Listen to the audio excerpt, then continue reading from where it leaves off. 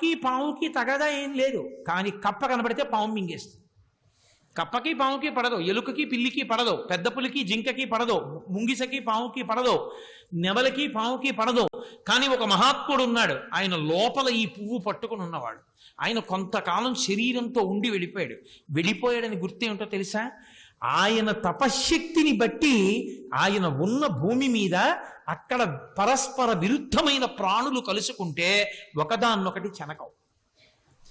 అది తత్సన్నిధౌ వైరత్యాగ, సహజ సిద్ధమైన వైరాన్ని మరిచిపోతాయి.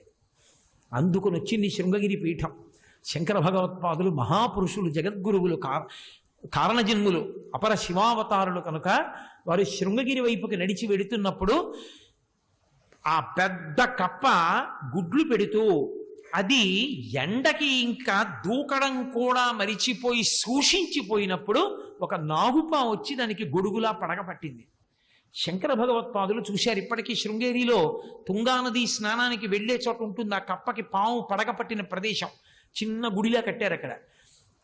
వెంటనే శంకర భగవత్పాదులు ఆగి చూశారు. ఓ, ఇక్కడ ఎవరో ఒక మహాపురుషుడు అహింసావ్రతంతో తపస్సు చేశాడు. ఎవరు అని దివ్య దృష్టితో చూశారు. ఋష్యశృంగ మహర్షి తపస్సు చేసినటువంటి ప్రదేశం. ఇంత గొప్ప ప్రదేశం కనుక నేను ఇక్కడ శంకర భగవత్పాదుల యొక్క ఒక పీఠాన్ని పెడతాను అని చెప్పి సార్వభౌమ పీఠమైనటువంటి శృంగగిరి పీఠాన్ని శంకర భగవత్పాదులు అక్కడే స్థాపించారు. అక్కడొచ్చింది పీఠం. అలాగే మీరు ఇప్పటికీ చూడండి, భగవాన్ రమణుల యొక్క ఆశ్రమం ఉంది. నేను మొన్ననే వెళ్ళొచ్చాను. రమణుల ఆశ్రమానికి మీరు ఎడితే నెమళ్ళు క్రాంఖణం చేస్తుంటాయి, కుక్కలు అక్కడే తిరుగుతుంటాయి. ఒక్క కుక్క భౌ అని నెమలి మీద పడదు, నెమలి కుక్క మీద పడదు. నా స్నేహితుడు ఈ మధ్యనే వెళ్ళాడు. వెళ్ళి ఓ చెట్టు కింద నించున్నాడు. కొంచెం చీకటి పడే వేళ, ప్రదోష వేళ. అతను చెట్టు కింద నిలబడి ఉండగా ఏదో చల్లగా కాళ్ళకి తగిలింది. ఏమిటని ఇలా కిందకి చూశాడు. ఓ పెద్ద పాము ఒకటి అతని కాళ్ళ మించి ఒక 5 నిమిషాల సేపు పాకుతూ వెళ్ళింది. అతని పాదాల మించి పాకుతూ వెళ్ళిపోయింది తప్ప అతన్ని చెనకలేదు. ఎన్నో పాములు తిరుగుతుంటాయి, ఒక్క పాముని ఒక్క నెమలి చెనకదు. అరుణగిరికి ప్రదక్షిణం చేస్తుంటే ఎన్నో కుక్కలు వెంట వచ్చి మార్గం చూపిస్తాయి. అక్కడ భగవాన్ రమణులు తపస్సు చేశారు. భగవాన్ రమణులు ఉండి శరీరాన్ని విడిచిపెట్టిన కారణం చేత ఇప్పటికి కొన్ని దశాబ్దాల క్రితం వారు శరీరాన్ని విడిచిపెట్టినప్పటికీ ఇప్పటికీ రమణాశ్రమంలో అదే స్థితి. ఆ ప్రాణులు తమ వైరాన్ని మరిచిపోయాయి అక్కడ. అంటే ఆయన యొక్క తపస్సుకి సంబంధించినటువంటి ప్రకంపనలు ఇప్పటికీ ఆ భూమిని చుట్టి ఉంటాయి. అంత గొప్ప స్థితిని పొందారు ఒకరు అంటే అహింసావ్రతం, అహింస అనేటటువంటి సిద్ధాంతాన్ని సక్రమంగా వైదికంగా అర్థం చేసుకుని ఆ పువ్వుతో పూజించగలిగిన వాడు ఉన్న చోట ఎటువంటి స్థితిని ఆయన పొందుతాడు? ఆయన ఉన్న కారణానికి ఆ ప్రదేశం పొందుతుంది. అప్పుడు అది సిద్ధాశ్రమం అవుతుంది. ఇప్పుడు మీరు ఆ సిద్ధాశ్రమాన్ని కాలుతో తొక్కారనుకోండి, అంటే మీరు వెళ్ళి అక్కడ నిలబడ్డారనుకోండి కాసేపు, అది మహాపుణ్యం కింద ఈశ్వరుడు స్వీకరించి ఉపద్రవాల్ని తీసేటప్పుడు దీన్ని లెక్కలో పెట్టుకుంటాడు. ఒక సిద్ధ పురుషుడు ఉన్నటువంటి ఆశ్రమానికి ఈయన వెళ్ళాడు ఒకప్పుడు అని. ఏ సిద్ధాశ్రమమునం త్రొక్కితిమో ఇప్పుడు చూడగంటిమిచటన్ కృష్ణార్భకున్ నిర్భయున్ యశోద దశమస్కంధంలో భాగవతంలో. ఏ సిద్ధాశ్రమాన్ని తొక్కానో నేను ఒకప్పుడు అంది. కాబట్టి అంత గొప్ప పువ్వు, మొదటి పువ్వు అహింస. రెండవ పుష్పం అహింస ప్రథమం పుష్పం, పుష్పం ఇంద్రియ నిగ్రహ. రెండవ పుష్పం ఇంద్రియ నిగ్రహము. ఇది చాలా గంభీరమైనటువంటి విషయం. మీరు కొంచెం జాగ్రత్తగా దీన్ని శ్రద్ధాళువులై పట్టుకోవలసి ఉంటుంది. ఇంద్రియములు అని ఈ శరీరమునందు పరమేశ్వరుడు కల్పించాడు 10టిని. 5ంటిని కర్మేంద్రియములు అంటారు, 5ంటిని జ్ఞానేంద్రియములు అంటారు. ఈ జ్ఞానేంద్రియములు, కర్మేంద్రియములు తేలికగా అర్థం చేసుకోవాలి అంటే మనసుకి సేవకుల వంటివి. ఈ 10 కూడా మనసుకి సేవ చేస్తూ ఉంటాయి. ఇప్పుడు దాని యొక్క ఆజ్ఞ అనుల్లంఘనీయము. వాటికి ఆ మనసు యొక్క ఆజ్ఞని అతిక్రమించం. వీటిని ఎప్పుడు పోల్చిన శాస్త్రంలో గుర్రాలతో పోలుస్తారు ఇంద్రియాల్ని. అవి స్వేచ్ఛగా విహరిస్తూ ఉంటాయి. వాటిని అదుపు చేయడం చాలా కష్టం. దేవి భాగవతంలో ఆ శుకబ్రహ్మ జనక మహర్షి దగ్గరికి వెడతారు. జనక మహారాజు గారు ఆ శుకబ్రహ్మతో మాట్లాడుతూ ఒక మాట అంటారు. ఆయన నేను గృహస్థాశ్రమం తీసుకోను అంటాడు. గృహస్థాశ్రమం తీసుకోను అన్నప్పుడు జనక మహారాజు గారు శుకుడితో మాట్లాడుతూ ఒక మాట అంటాడు. ఇంద్రియాణి బలిష్టాని ననియుక్తాని మానద అపక్వస్య ప్రకుర్వంతి వికారాం స్థాననైకష అంటాడు. ఇంద్రియములు బహుబలిష్టములైనవి, ఇక వాటి బలాన్ని చెప్పడం ఎవరికీ సాధ్యం కాదు. వాటి వేగం అలా ఉంటుంది, వాటి బలం అలా ఉంటుంది, ఈడ్చేస్తాయి. అంత బలవత్తరమైనటువంటివి. అందులో కర్మేంద్రియములు జ్ఞానేంద్రియముల వలన ప్రభావితమైన మనసు యొక్క ఆజ్ఞని పాలిస్తాయి. అత్యంత బలవత్తరమైనవేవి అంటే లోకంలో జ్ఞానేంద్రియములే. కన్ను, ముక్కు, చెవి, నాలుక, చర్మము. వీటికి ఉన్న పెద్ద లక్షణం ఏమిటంటే ఇవి ఎప్పుడు వీధిలో పడేస్తుంటాయి మనసుని. వీటికి అదే పని, విశృంఖలత్వం, తిరుగుతుంటాయి. వీటికి ఎప్పుడు లక్ష్యం ఒక్కటే అయి ఉంటుంది. ఏమిటా లక్ష్యం అంటే సుఖము. సుఖము అనబడేటటువంటి లక్ష్యము కొరకు అవి గుర్రాలు తిరిగినట్టు తిరుగుతుంటాయి. అందుకే ఇంద్రియాలను ఎప్పుడు అశ్వాలతో పోల్చడం. మనస్సు అనేటటువంటి కళ్యాన్ని వేసి బుద్ధి అన్న సారథి పట్టుకుంటాడు అని. ఇప్పుడు ఈ ఇంద్రియములు కన్ను బయట చూస్తూ ఉంటుంది ఎప్పుడు, చెవి వింటూ ఉంటుంది, నాలుక రుచి చెప్తూ ఉంటుంది, చర్మము స్పర్శ చెప్తూ ఉంటుంది, ముక్కు వాసన చెప్తూ ఉంటుంది. ఈ 5 ఇవి చెప్పడం ద్వారా బయట ఉన్న విషయాలన్నిటినీ, అంటే బ్రహ్మాండంలో ఉన్న విషయాలన్నిటినీ మనసు దగ్గరికి తీసుకెడతాయి. వీటి పని ఏమిటంటే చెప్పడమే పని వాటికి, అంతే. ఇక అలా చెప్తూ ఉంటాయి. అయితే మనసు పట్టుకుందనుకోండి, ఇంద్రియం చెప్పిన దాన్ని మనసు పట్టుకుందనుకోండి, రుచి అంటారు. రుచి అంటే లోపల నమోదవుతుంది. అలా నమోదు అవ్వలేదనుకోండి వెళ్ళిపోతుంది. కానీ ఇంద్రియం తన ధర్మం తాను నిర్వర్తిస్తుంది. ఒక ఉదాహరణ మీకు నేను చెప్పాలంటే, ఇప్పుడు నేను ఉపన్యాసానికి వచ్చాను. ఇప్పుడు నేను ఉపన్యాసానికి వచ్చినప్పుడు మాధవరావు గారి కార్యక్రమం వస్తున్నప్పుడు కంటి ధర్మం ఎన్నో చూసింది. నేను ఏవి చూశానో అవన్నీ నాకు జ్ఞాపకం ఉన్నాయా? జ్ఞాపకం ఉండవు. అంటే కన్ను చూసినా మనసు పట్టుకోలేదనుకోండి, కన్నన్న ఇంద్రియము మనసు ఆ విషయంలో కలవలేదనుకోండి, పుచ్చుకోదు మనసు. చూడటం ధర్మంగా కన్ను చూస్తూ వెళ్ళిపోతుంది. మనసు పుచ్చుకుందనుకోండి ఎక్కడైనా.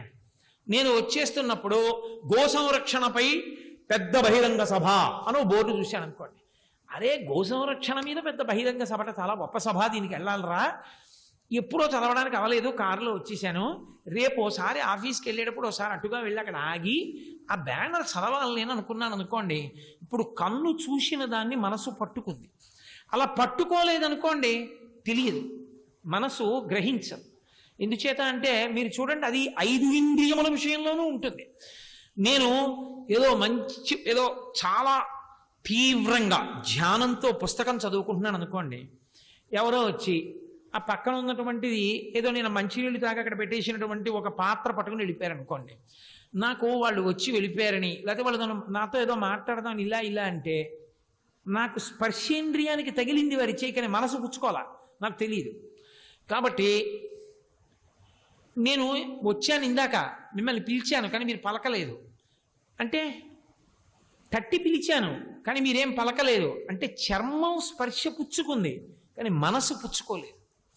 అలాగే మీరు చూడండి, మనకందరికీ బాగా అలవాటైపోయిన వస్తువు ఏది అంటే, ప్రపంచంలో అన్నిటికన్నా ఇవాళ చాలా చాలా ముఖ్యమైనది ఏది అంటే సెల్ ఫోన్. అది ప్రవచనానికి వెళ్ళినా చేతిలో ఉండాలి, లేకపోతే ఏదో ప్రాణం పోతుంది అన్నట్టు. తాను పాడవాలి, పక్కవాడిని పాడి చేయాలి, అందుకని చేతిలో ఉండాలని. అందుకని ఆ సెల్ ఫోన్ పట్టుకెడతాడు, అది మోగుతుంది, వాడు వినలేదనుకోండి, మిస్డ్ కాల్ నోట్ వేస్తుంది, నేను మోగాను వినలేదని. మనసు పట్టుకోకపోతే ఇంద్రియంతో, ఇంద్రియం యొక్క చేష్టితమును మనసు పుచ్చుకోకపోతే అది నమోదవదు, మనసు పుచ్చుకుంటే నమోదవుతుంది. ఇప్పుడు ఈ ఇంద్రియాలు ఏం చేస్తాయంటే మనసుని ఎప్పుడు బయటికి లాగుతూ ఉంటాయి. అది వారు చూసావా, లవకుశ చూద్దాం అనిపిస్తే పర్వాలేదు, ఏదో పనికి మాలింది చూసి అది చూడాలి తప్పకుండా, అది ఏమిటో అలా ఉంది, ఆ బొమ్మ అలా ఉంది, అక్కడికి వెళ్ళి చూడాలి, ఆ సినిమా చూడాలని లాగేసింది అనుకోండి, కర్మేంద్రియాలు ఏం చేస్తే చస్తాయేంటి, కాళ్ళు చేతులు శరీర సంఘాతము వెళ్ళి అందులో కూర్చొని చూస్తూ. అది ఇంద్రియములు మనసుని ప్రభావితం చేసి లాగేస్తుంటాయి. అయితే మీరు నన్ను ఒక మాట అడగచ్చు, ఏమంటే అలా లాగేస్తే వచ్చే నష్టం ఏమిటండి అని. అసలు ఇంకా ఇది ప్రమాదకరము, ఇది భద్రత అయినది అన్న మాట లేకుండా ఇంద్రియములు ఎటు లాగితే వెళ్ళిపోతుంది అనుకోండి. సారథి చెప్పిన వైపు గుర్రాలు వెళ్ళాలి తప్ప గుర్రాలు ఎట్టెడితే సారథి అటు వెళ్ళాలని అటే వెళ్ళిపోవడానికి గుర్రాలను వదిలిపెట్టేశారు అనుకోండి. ఇప్పుడు ఆ రథం ఎట్టెడుతుంది? లక్ష్యాన్ని చేరుతుందా? చేరదు.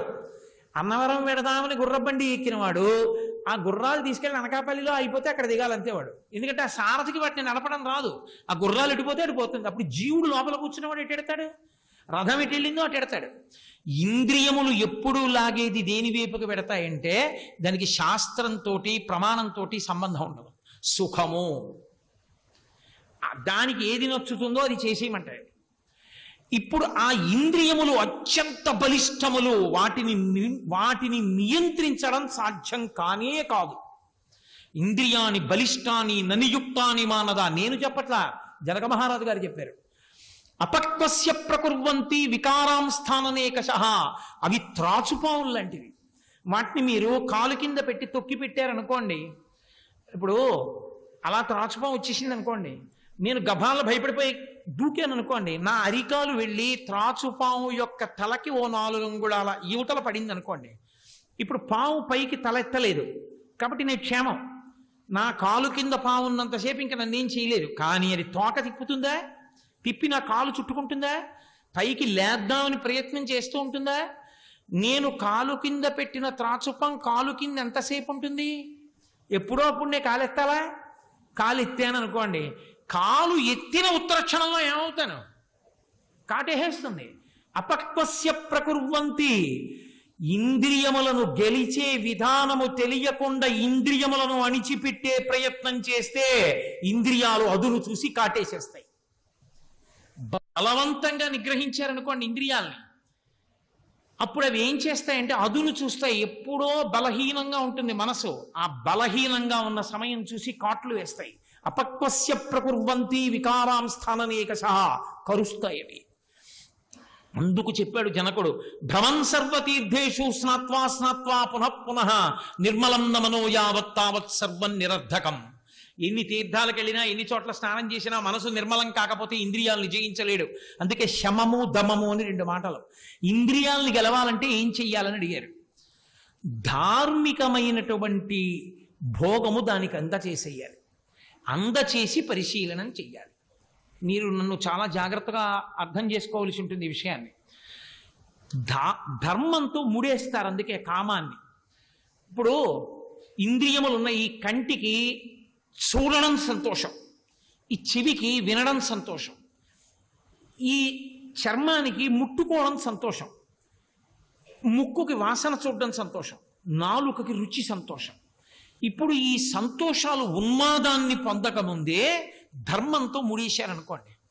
ఓ చక్కెర పొంగల్ తినాలనుంది, ఎప్పుడూ నువ్వు అలా మధుర పదార్థాలని తినకూడదు అని నేను అన్నాను అనుకోండి, ఎప్పుడో అప్పుడు అవి దొంగతనం చేయిస్తాయి, దొంగతనంగా వండుకు తినేట్టు చేస్తాయి.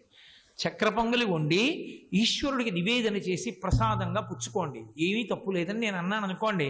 ఇప్పుడు మీరు చక్కెర పొంగలి వండి వెంకటేశ్వర స్వామికి నివేదన చేసి మీరు ప్రసాదంగా పుచ్చుకున్నారు అనుకోండి, ధర్మముతో కామముని ముడేసేసాను అనుకోండి. ఇప్పుడు ఉద్వేగం లేదు ఇంద్రియానికి, ఇంద్రియం దోషం లేకుండా తప్పుకుంది, మీరు తప్పించారు ఇంద్రియాన్ని. అలాగే కామము పొటమరించింది అనుకోండి, ఒక్క స్త్రీతో ముడివేస్తారు కామాన్ని, ధర్మము చేత ముడివేస్తారు కామాన్ని. కామమంతా ఆమె ఎందే, మిగిలిన వాళ్ళందరూ కామాక్షి స్వరూపిణులు. నీ కామము ఆమె యందు అంతే. ధర్మేచ అర్థేచ కామేచ నాతిచరామి, ఆమెని అతిక్రమించను, ఆమె ఎందే నా కామము తప్ప అన్యుల యందు ఉండదు. అన్యులు కామాక్షి స్వరూపిణులు, జగదంబా స్వరూపిణులు, మాతృవత్పరదారేషు, ఇతరుల్ని కన్నతల్లిలా చూడడం, భార్య యందు కామముంచుకోవడం.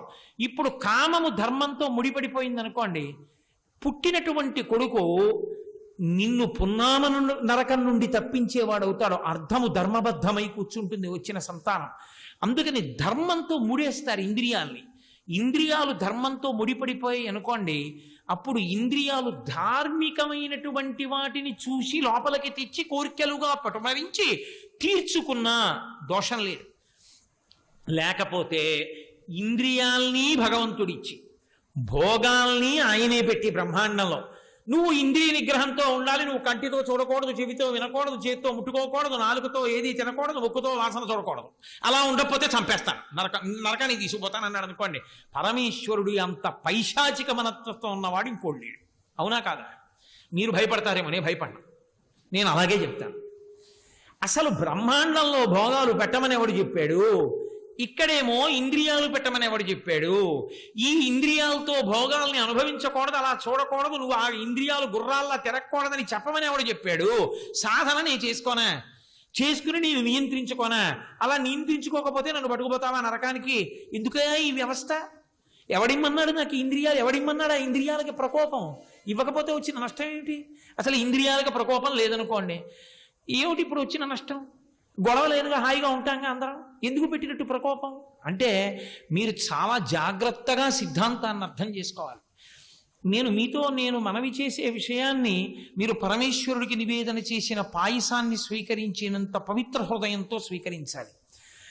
ధార్మికమైన సంతానము కలగడానికి మనసు ప్రహృష్టమై అత్యంత సంతోషంతో స్త్రీ పురుష సమాగమం జరగాలి అని శాస్త్రవాక్కు. తప్ప అలా ఒకరు ఖేదంతో ఉండి ఒకరు సంతోషంతో ఉండి సమాగమం జరగకూడదు.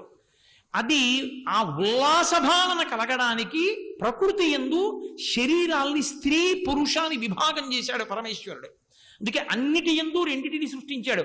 శివంగి సింహము, పెద్ద పులి ఆడది మగది, పులి పిల్లి మగపిల్లి ఆడపిల్లి, కోడి పుంజు పెట్ట, మనుష్యులు ఆడ మగ, అన్నిటి యందు విభాగం తెచ్చాడు. ఎందుకు ఈ విభాగం తేవడం అంటే ఇంద్రియములు చూసి ప్రహృష్టమై సంతోషాన్ని పొంది బాగా ఉత్సాహంగా సంతోషంగా భార్యతో సమాగమం జరిపితే దాని వలన నీకు ఉత్సాహవంతుడు తేజోవంతుడు శాస్త్రమునందు విశ్వాసమున్న కుమారుడు కలిగి ఆ కుమారుడు కలగడం వల్ల నువ్వు పితృరుణం నుంచి విముక్తుడు అవుతావు, జీవుడు విముక్తి పొందుతాడు. ఇప్పుడు నువ్వు శాస్త్రాన్ని పట్టుకుని మోక్షం వైపుకి నడవచ్చు. అందుకిచ్చాడు ఇంద్రియాలు. పరమేశ్వరుడు ఇంద్రియాలు నీకిచ్చింది ఒకందుకు. నాన్నగారు చాలా ఐశ్వర్యవంతుడు, ఆ డబ్బంతా ఒకడే కొడుకు అని నీకు ఇచ్చాడు. నాన్నగారు నాకు ఇంత డబ్బిచ్చి ఉండకపోతే నేను గుర్రపందాలకు వెళ్ళేవాడిని కాదంటే అది నాన్నగారిదా తప్పు? నాన్నగారు డబ్బిస్తే నేను గుర్రపందాలకు వెళ్ళమని చెప్పారా? నాన్నగారు డబ్బిస్తే దాన్ని ధార్మిక కార్యక్రమాలకు ఉపయోగించి నాన్నగారి పేరు మీద గుడి కట్టద్దని చెప్పారా నాన్నగారు? నువ్వు గుడి కట్టచ్చుగా, నువ్వు అది ఎందుకు చేయలేదు? నీకు ఇంద్రియాలు ఇచ్చి ఇంద్రియాలకి ప్రకోపం ఇచ్చింది ఎందుకు అంటే దాని చేత నువ్వు తృప్తితో ధార్మిక జీవనం చెయ్యాలి. ఇప్పుడు ఒకవేళ అలా ఇంద్రియాల్ని ధార్మికంగా ఉపయోగించుకోలేకపోతే ఎవరికి చెప్పాలి? ఎవరు ఇంద్రియాలు ఇచ్చారో వాళ్ళకే చెప్పాలి. అది శరణాగతి. శరణాగతి అన్న మాట అప్పుడు వస్తుంది. పరమేశ్వరా, నువ్వు నాకు ఇంద్రియాలు ఇచ్చావు, కన్నిచ్చావు, ఈ కంటితో నన్నేం చూడమన్నావు? ధార్మికమైనవన్నీ చూడరా అబ్బాయి అని చెప్పావు. జలపాతం వంక చూడు, ఈశ్వర సృష్టి, అబ్బా ఎలా పడుతోందయా జలపాతం, పరమేశ్వర నిర్మాణం అని సంతోషించు, ఏం తప్పులేదు అందులో. నీటిలో చేప ఈదుతోంది, అబ్బా నీటిలో ఏమి ఈదుతోందండి చేప, ఈశ్వరుడు ఎలా పెట్టాడండి, నేను నీటిలో అలా ఉండలేను, చేప ఉండేటట్టు పెట్టాడు, ఏం తమాషా అన్నావు, ఏం తప్పులేదు. ఒక మధుర పదార్థం ఈశ్వరుడికి నివేదన చేసి తిన్నావు, ఏమీ తప్పులేదు. ఒక మంచి వేణునాదం చెవితో విన్నావు, ఏమీ తప్పులేదు. కానీ ఈశ్వరుడిచ్చిన కంటితో చూడకూడనివి చూడకుండా ఉండలేకపోతున్నావు, కంటిని కనీసం ముయ్యలేకపోతున్నావు, చెవితో వినకుండా ఉండలేకపోతున్నావు. ఇప్పుడు ఎవరికి చెప్పాలి? ఎవరు నీకు ఈ కాళ్ళు చెవులు ఇచ్చాడో వాడికే చెప్పాలి. ఎవరు ఇచ్చాడు? పరమేశ్వరుడు ఇచ్చాడు. వాడి మ్రోలకు వెళ్ళి నిజాయితీతో చెప్పాలి. అక్కడికెళ్ళి నట సార్వభౌమ నటరత్నాల నటించకూడదు. ఈశ్వరుడి దగ్గర కూర్చుని చెప్పాలి, పరమేశ్వరా మీరు నాకు కన్నులు ఇచ్చారు, ఈ కన్నులకి చూడగలిగిన శక్తిని ఇచ్చారు, దీనితో ధార్మికంగా చూసి సంతోషించమని చాలా ఇచ్చారు. మీరు ఏవి చూసి సంతోషించమని చెప్పారో అవి తప్ప ఏవి ఎలా చూడకూడదని చెప్పారో అవే చూడమని నా కన్ను నా మనసు నన్ను ప్రకోపం చేస్తున్నాయి, దీనివల్ల నేను పాడైపోతున్నాను. కాబట్టి పరమేశ్వర, నా మనసు మీరు మార్చి, నా మనసు మారడం వల్ల నా కన్ను నా మనసు భద్రంగా ఉండేటట్టుగా చూడగలిగిన శక్తి నాకు మీరివ్వండి. నేను లేకపోతే నేను పాడైపోతున్నానని మీకు ఎవరిచ్చారో వారితో చెప్పాలి. అది శరణాగతి అంటారు. అంటే అయ్యా, నేను సక్రమంగా వినియోగించుకోలేకపోతున్నాను, మీరే దాన్ని జాగ్రత్తగా చూడండి. ఐశ్వర్యం ఉంటే పాడైపోతున్నాను అనుకున్నాడు అనుకోండి, ఐశ్వర్యం అంతా పట్టుకెళ్ళి ఓ ట్రస్ట్కి రాసేసి, ఇదిగో ఈ ట్రస్ట్ ఈ కార్యక్రమాలకే వాడుతుంది అని రాసిచ్చేసి, అందులో ఓ కార్యక్రమం ఏమిటి అంటే అన్నపానాదులకు వస్త్రానికి ఉండడానికి లోటు లేకుండా ఈ డబ్బిచ్చిన వాడిని కూడా జీవితాంతము చూడటము అని కూడా పెట్టి ఓ ట్రస్ట్కి డబ్బు ఇచ్చేసాడు అనుకోండి. ఇప్పుడు ఆ ట్రస్ట్ ఏం చేస్తుంది? ఓ పెంకుటిల్లు 2 ఫ్యాన్లు వేసి ఆయన అన్నం తినడానికి కావలసినవి ఇచ్చి, 4 పంచెలు 4 ఉత్తరీయాలు 4 లాల్చీలు 4 బనీన్లు అవి ఇచ్చి మిగిలిన డబ్బుతో ధార్మిక కార్యక్రమాలు చేస్తుంది. ఓసారి రాసి ఇచ్చేసి ట్రస్ట్కి ఇచ్చేశాక మళ్ళీ మధ్యలో నీకు వెర్రి కోరికలు పుట్టినా నువ్వు ఆ డబ్బుతో గుర్రపంజాలకు వెళ్ళలేవుగా. నీ బలహీనత నుండి తప్పుకోవడానికి నువ్వు ట్రస్ట్కి ఇచ్చేసినట్టే, ఏ పరమేశ్వరుడిచ్చిన ఇంద్రియాల్ని నువ్వు సక్రమంగా వాడలేకపోతున్నావో ఆ విషయాన్ని ఆ ఇంద్రియాలిచ్చిన పరమేశ్వరుడికే చెప్పడం శరణాగతి. అయ్యా, నేను వాడుకోలేను, మీరే వాడుకునేటట్టు చెయ్యండి అని చెప్పడం శరణాగతి. ఈ మార్గమునందు ప్రయాణించడంలో ఇంద్రియములను మూత వేస్తాడు ఒక్కొక్కడు. ఇది రెండిటి యొక్క శుద్ధి చేత జరుగుతుంది. ఇది మీరు జాగ్రత్తగా పట్టుకోవాలి. మనసు చాలా శుద్ధంగా ఉందనుకోండి, మనసు చాలా పవిత్రంగా ఉంది, మనసు యందు ఏ విధమైనటువంటి దుష్టమైన ఆలోచనలు లేవు. లేకపోతే ఇప్పుడు మనసు ఏమంటుంది? ఏమీ తోచలేదనుకోండి, అయ్యప్ప స్వామి దేవాలయానికి పోదాం, కాసేపు పోయి ఆ వేప చెట్టు రావి చెట్టు కింద కూర్చుంటే ఆ దత్తాత్రేయ స్వామివారి గుడి, అయ్యప్ప స్వామి గుడి అలా ఓసారి ప్రదక్షిణం చేస్తే కృష్ణ భగవానుడు, పరదేవతా స్వరూపిణి అమ్మవారు, పక్కన రామాలయం, వచ్చి వెళ్ళే భక్తులు కాసేపు ఏదో కార్యక్రమాలు వాటి గురించి కాసేపు మాట్లాడుకుని వద్దాం, పోదాం పదండి అంటాడు. ఆయన ఏం చేస్తాడు? వెళ్ళి ఆ చెట్టు కింద కూర్చుంటాడు, కాసేపు ఏదో చదువుకుంటే కాసేపు చదువుకుంటాడు, లేకపోతే ఏదో భగవంతుడి గురించి కాసేపు మాట్లాడుకుంటాడు, తిరిగి వచ్చేస్తాడు. ఇప్పుడు మనసు పవిత్రంగా ఉందనుకోండి, ఇంద్రియాలు తమంత తాము బాగా వాడబడతాయి. అది మీరు బాగా పట్టుకోవాల్సి ఉంటుంది. ఇంద్రియములు మనసు శుద్ధిగా ఉంది, ఇక ఇంద్రియములు పాడయ్యే అవకాశం ఉండవు. ఎందుకనంటే వాటిని తప్పుగా వాడసం. ఆ వ్యక్తి మంచివాడు అనుకోండి, డబ్బా ఆయన ఏం పాడు చేస్తుంది? మంచి పనులే చేస్తాడు. అలా మనసు శుద్ధిని పొందితే ఇంద్రియములు సక్రమముగా వాడబడతాయి. అదే అంటుంది, ప్రాణేశ నీమంజు భాషలు వినలేని కర్ణరంధ్రంబుల కలిమియేల భువనమోహన నిన్ను పొడగానగాలేని చెచ్చురింద్రియముల సత్వమేల పురుషరత్నమ నిన్ను భోగింపగాలేని తనులత వలని సౌందర్యమేల దైత నీయధరామృతం బానగాలేని జిగ్మకు పలరుచి సిద్ధియేల నీరజాతనయన నీవన మాలికా గంధమబ్బలేని ఘ్రణమేల ధన్యచరిత నీకు దాస్యంబు చేయని జన్మమేల వేయి జన్మములకు అంటుంది రుక్మిణీదేవి. భగవంతుణ్ణి చూడాలి, భగవంతుని యొక్క కథలు చెవులతో వినాలి, భగవత్ ప్రసాదాన్ని నాలుక మీద వేసుకోవాలి, భగవంతుని యొక్క మూర్తిని నిర్మాల్యాన్ని ముట్టుకోవాలి, ఎప్పుడూ భగవత్ సంబంధమైన పుస్తకాలు ముట్టుకోవాలి, భాగవతుల పాదాలు ముట్టుకోవాలి. ఇంద్రియాల్ని అలా వాడుకుందామని తాపత్రయం ఉన్నటువంటి పరిశుద్ధమైన మనసు లోపల ఉన్నప్పుడు ఇంద్రియములు ఉపయోగపడతాయి. మనసు పాడైంది, మనసు కంటిని ఎప్పుడు ఏదో చూడకూడంది చూద్దాం, చెవితో వినకూడంది విందాం, నోటితో తినకూడనివి తిందాం అంటోంది, అప్పుడు ఏం చెయ్యాలని అడిగారు. ఇదే భగవద్గీతలో ఆ స్వామి ఒక చోట చెప్తాడు, అభ్యాసయోగేన కౌంతేయ మామిచ్ఛాప్తుం ధనంజయ అంటాడు. అభ్యాసయోగంలోకి వెళ్ళి అంటాడు. ఇప్పుడు వెనక నుంచి ముందుకు రావాలి. మొట్టమొదటి ఏం చేయాలంటే పైన ఉన్న బుద్ధిని వాడుకోవాలి. ఈ కంటితో చచ్చినా చూపించను నువ్వు అడిగింది, ఈ కంటితో శివాలయానికి వెళదందా సాయంకాలం, నేనేం ఒప్పుకోను, అలా పద. వెళ్ళి కూర్చున్నారు, చస్తుంది ఏమిటి శివాలయంలో కూర్చున్నాక? గజస్తంభం చూస్తుంది, గజస్తంభం మీద వాలిన పక్షుల్ని చూస్తుంది, లోపల వినపడుతున్న లలితా సహస్రం వింటుంది, కాసేపు ప్రదక్షిణం చేసే వాళ్ళ వంక చూస్తుంది, ఏదో భక్తితో పొర్లు దండాలు పెట్టుకునే వాళ్ళని చూస్తుంది, అడుగడుగు దండాలు పెట్టే వాళ్ళని చూస్తుంది. వారం రోజులు సతాయిస్తుంది. సాయంకాలం ఎప్పటికి ఇదేంటి, అదేదో ఇంకోటి ఉంది, అది చూడడానికి పోదాం, ఇది వద్దంటుంది. కానీ వీల్లేదు, రోజు గుడికి తీసుకెళ్ళడం అలవాటు చేశారు. 10 రోజులు పోయాక అంటుంది, 6:30 అయింది, గుడికి వెళ్ళొద్దు అంటుంది. ఇది శాస్త్రంలో ఏమని చెప్పారో తెలుసా? దీన్ని చాలా చిత్రమైనటువంటి ఉపమానం ఒకటి చెప్పారు. ఒక అరణ్యం మండిపోతోంది, కాలిపోతోంది అరణ్యం. ఆ కాలిపోతున్నప్పుడు దాని మించి ఆ కొమ్మలు అవి విరిగి పడిపోతున్నాయి. ఆ అరణ్యం కాలిపోతున్న సమయంలోనే పెద్ద గాలి, ఎంత పెద్ద గాలో వేసింది. అక్కడ ఒక చోటేమో ఓ చిన్న చెరువు ఉంది, అవతల వైపు పెద్ద నది ఉంది. ఈ చిన్న చెరువులో ఈ కాలిపోతూ గాలికి విరిగిపోతున్నటువంటివన్నీ వచ్చి ఎగిరి వచ్చి ఎండు కొమ్మలు, కాలుతున్న కొమ్మలు చెరువులో పడ్డాయి. ఒక గంటకి చెరువు అంతా పూడుకుపోయింది, ఇవన్నీ పడిపోయి కొన్ని వెళ్ళి నదిలో పడ్డాయి. నదిలో పడిన వాటి వలన నది పూడుకుపోలేదు, నదిలో కొట్టుకుపోయి సముద్రంలోకి వెళ్ళిపోయి. ఇప్పుడు చెరువులో పడినవి చెరువునే కప్పెట్టాయి, నదిలో పడినవి నదిని కప్పెట్టలేకపోయాయి, సముద్రంలోకి వెళ్ళిపోయాయి. అందుకే నీరు నిప్పును ఆర్పుతుందా అని నన్ను అడిగారు అనుకోండి, సహజ ధర్మంగా నేనేం చెప్పాలి? నీరు నిప్పుని ఆర్పుతుందండి అని చెప్పాలి. పెద్ద మంట మండుతోంది అనుకోండి, చాలా పెద్ద మంట మండుతోంది. నేను ఒక గ్లాసు నీళ్లు తీసుకెళ్ళి ఇలా పోసాను అనుకోండి, ఇప్పుడు నీళ్ళు ఏమయ్యాయి? కాలిపోయాయి, అవి వెంటనే మరిగిపోయి ఆవిరైపోయాయి. ఇప్పుడు అవి మంట చేత కాల్చబడ్డాయి, మంటను ఆర్పలేదు. ఎందుకని? నీరు తక్కువైంది, మంట ఎక్కువైంది. మంట చిన్నది, నీరు ఎక్కువ అయితే మంట ఆరిపోతుంది. మంట పెద్దది, నీరు తక్కువ అయితే నీరు ఆవిరైపోతుంది. దాని ధర్మం దీంట్లోకి వస్తుంది. శ్రీ ఉమామహేశ్వర పరబ్రహ్మార్పణమస్తు.